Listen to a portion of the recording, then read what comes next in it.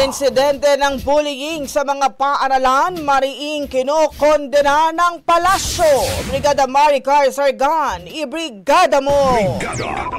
Live report. Nagsagawa na ng hakbang ang Malacanang kasunod ng mga naiulat na kaso ng bullying at karahasan sa mga paaralan kasunod ng insidenteng nauugnay sa pagkamatay ng ilang kabataan dahil dito.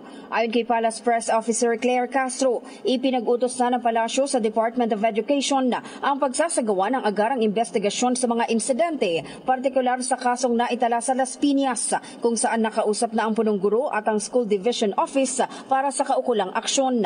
Nagpadala na rin daw ng mga social workers sa mga apektadong paaralan upang agad na matulungan ng mga estudyante at pamilyang sangkot. Tugon ito ng palasyo matapos sabihin ni Senator Win Gatchalian na maituturing na senyales ng crisis ang mga insidente ng bullying kamakailan at pagkamatay ng ilang estudyante. Maliban sa insidente sa Las Piñas, una na ring sinita sa pagdinig ng Senado ang viral video ng isang estudyante na pinagtulungang bugbugin ang kanyang mga kaklase sa loob ng kanilang silid-aralan. In the heart of changing lives, ako si Brigada Maricar Sargan ng 105.1 Brigada News FM Manila, the Music and News Authority. Ang bahaging ito ay hatid sa atin ng Fast Relax. Tanggal ang sakit, ora mismo.